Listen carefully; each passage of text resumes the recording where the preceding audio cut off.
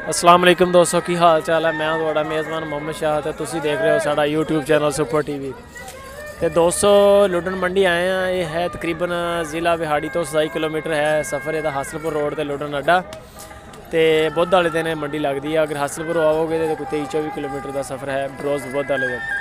तो सब तो पहले कि तुसी साडे चैनल को सबसक्राइब करो तो बैल आइकन का बटन प्रेस करो।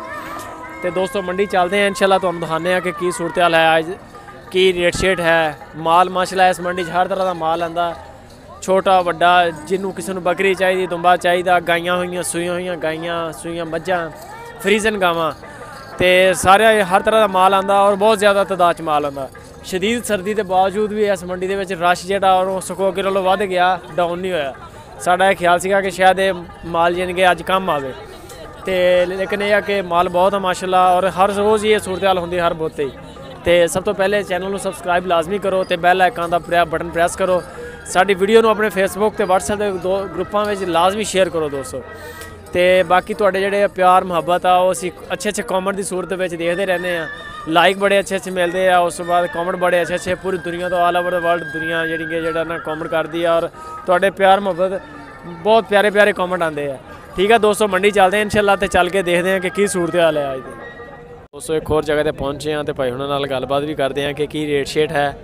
माशाल्लाह छोटे जानवर है सारे, ਜਿਹੜੇ ਬੰਦਿਆਂ ਨੇ ਦੋਸਤਾਂ ਨੇ ਕੱਟੀਆਂ ਦੇ ਫਾਰਮ ਬਣਾਉਣੇ ਆ, ਝੋਟੀਆਂ ਬਣਾਉਣੀਆਂ, ਉਹ ਬੰਦਾ ਇਸ ਮੰਡੀ 'ਚ ਆ ਜਾਵੇ ਤੇ ਇੱਥੇ ਮਾਸ਼ਾਅੱਲਾ ਹਰ ਉਮਰ ਦਾ ਮਾਲ ਹੈ।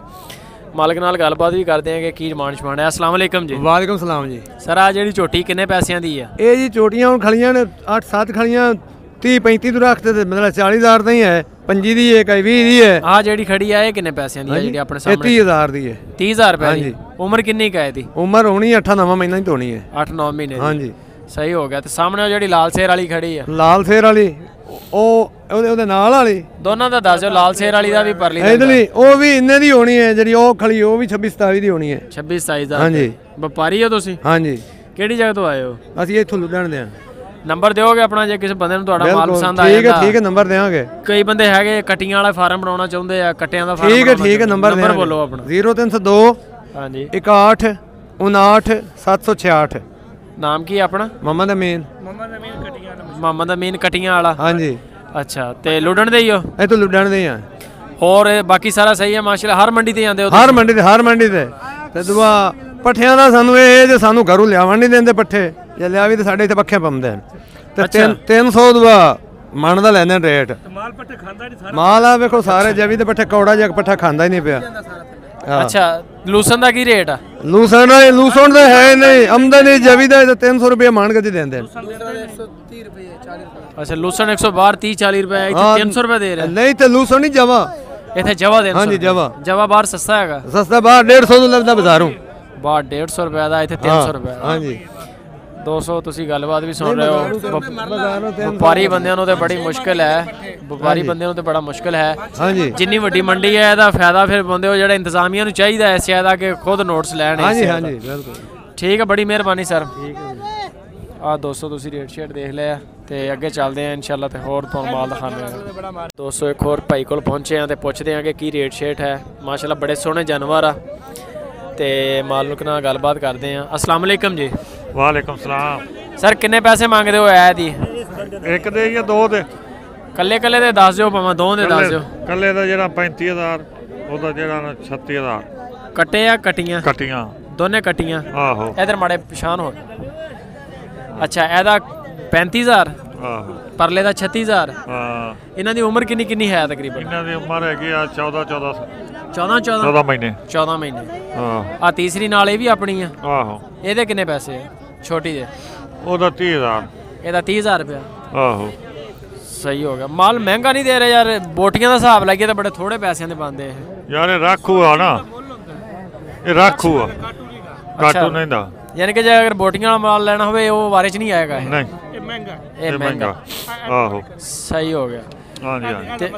ਤੇ ਇਹ ਨੰਬਰ ਦਿਓਗੇ ਆਪਣਾ ਜੇ ਅਗਰ ਕੋਈ ਬੰਦੇ ਨੂੰ ਤੁਹਾਡਾ ਮਾਲ ਪਸੰਦ ਆ ਜਾਂਦਾ ਤੇ? ਆ ਦਿਆਂ ਫਿਰ ਨੰਬਰ ਬੋਲੋ ਆਪਣਾ। 0333 ਹਾਂਜੀ 40 6240। ਹਾਂਜੀ 816 6240 816। ਆਹੋ 0300 333। ਕਿਹੜੀ ਜਗ੍ਹਾ ਤੋਂ ਆਏ ਹੋ?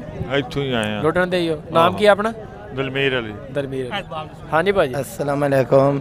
मेरा नाम जवैद इकबाल हैगा ਤੇ ਮੈਂ ਬਹੁਤ ਮਾੜਾ ਬੰਦਾ ਹਾਂਗਾ, ਪੈਸੇ ਨਹੀਂ ਹੈਗੇ, ਇੱਥੇ ਆਇਆ ਬਹੁਤ ਇਹਨਾਂ ਚੰਡਾ ਮਾਰੀਆਂ ਮੇਰੇ ਕੋਲ। ਇਹਨਾਂ ਨੇ ਆ ਕੇ ਪੱਠੇ ਇੱਥੋਂ ਲੈਣੇ, ਮੈਂ ਕਿਹਾ ਮੈਂ ਇੱਥੋਂ ਨਹੀਂ ਆਣ ਸਕਦਾ, ਮੈਂ ਉੱਥੋਂ ਘਰੋਂ ਲੈ ਤੇ ਆਇਆ। ਉਹਨਾਂ ਨੇ ਆ ਕੇ ਘਰੋਂ ਨਹੀਂ ਲੈ ਤੇ ਆਣੇ ਨੇ, ਇੱਥੋਂ ਲੈਣੇ, ਬਹੁਤ ਚੰਡਾ ਮਾਰੀਆਂ।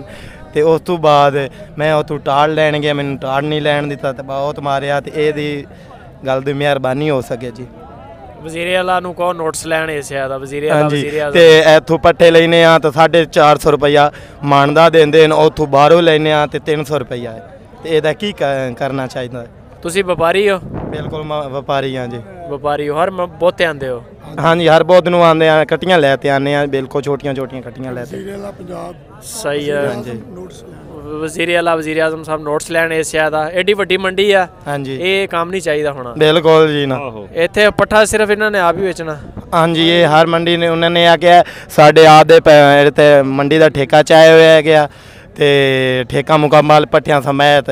ਤੇ ਪੱਠਿਆਂ ਦਾ ਠੇਕਾ ਚਾਹਿਆ ਹੋਇਆ ਤੇ ਮੁੜ 450 ਰੁਪਈਆ ਮਾਣਦਾ ਨਾ ਦੇਵੇ। ਚਲੋ ਰਹਿਤ ਬਾਹਰੋਂ ਲੈਨੇ ਆ 300 ਰੁਪਈਆ 250 ਰੁਪਈਆ ਮਾਣਦਾ ਲੈਨੇ ਆ, ਤੂੰ 350 ਰੁਪਈਆ ਕੀ ਗੱਲ ਹੈ ਇਸ ਵਜ੍ਹਾ ਦੇ।